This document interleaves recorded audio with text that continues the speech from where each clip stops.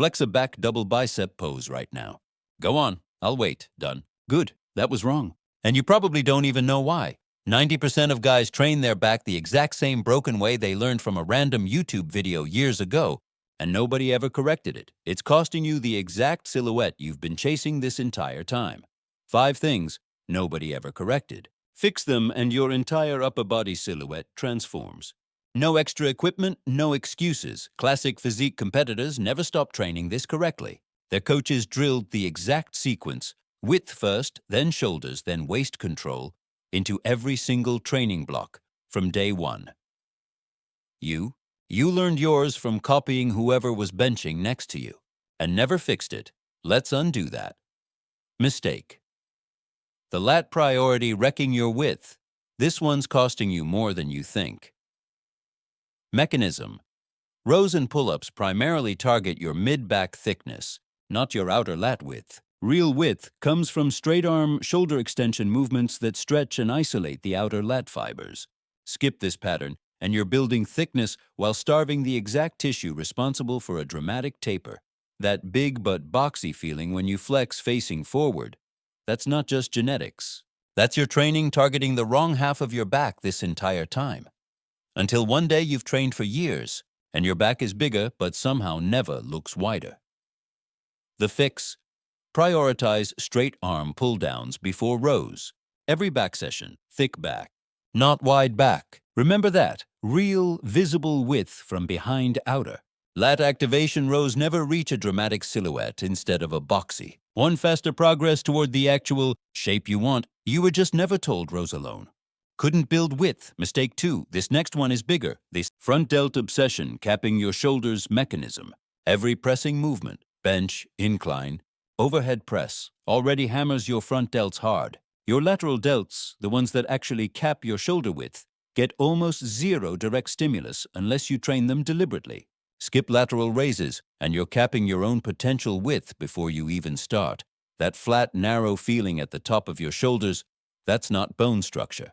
That's an undertrained muscle you've been ignoring for years, until one day your shoulders are strong from pressing, but visually, they add nothing to your silhouette. The fix, lateral raises. Every single week, non-negotiable front delt only, not capped shoulder. Remember that. Real width added at the top of your frame, a finished, 3-dimensional shoulder. Look better balance between pressing strength and aesthetics, the exact cap that completes your V-taper you were just never told pressing alone wasn't enough for. With mistake 3, this one might be more important than the last two combined, the crunch habit widening. Your waist mechanism. Heavy oblique training, weighted twists, loaded side bends, makes your obliques thicken just like any other muscle under resistance. That thickening directly works against the tight waist your entire V-taper illusion depends on. That tight, worked feeling after heavy oblique training. That's not fat loss. That's your waist quietly getting wider while you think you're improving it.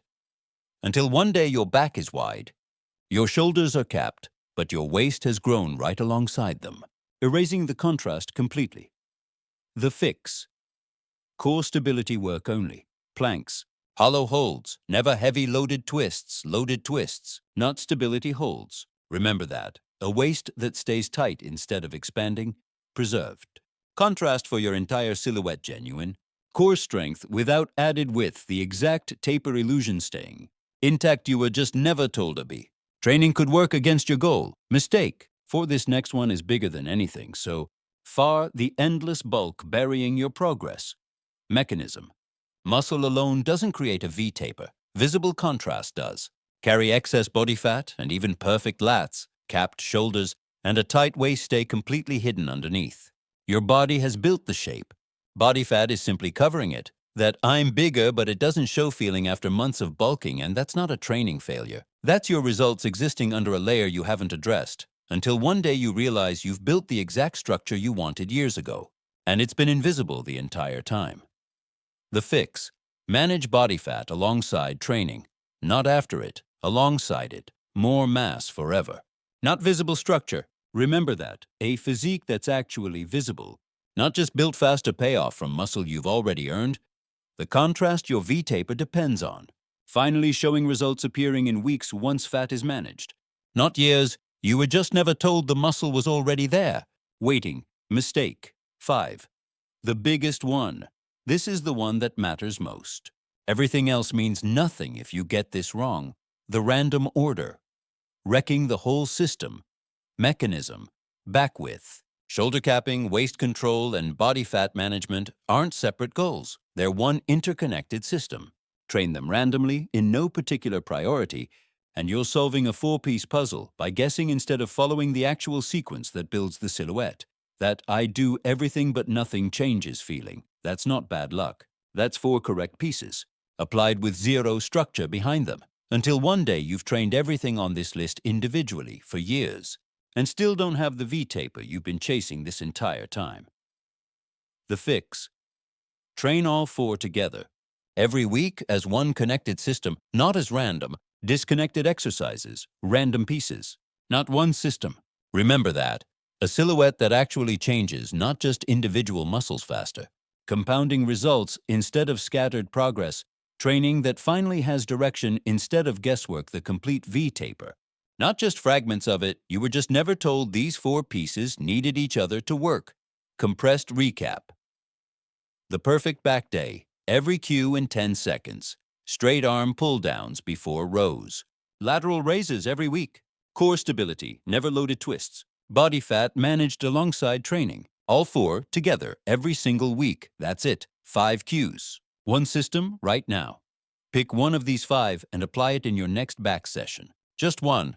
Come back to the comments and tell me if your back felt different by the end of the set. Next time, we're going deeper. The exact posture mistake that's silently shrinking your shoulder width even when your training is otherwise perfect. That one's bigger than people expect. Subscribe so you don't miss it, and send this to your friend who trains chest every single day and still wonders why his back never shows up in photos. Train smart. Build the whole system. Let's go.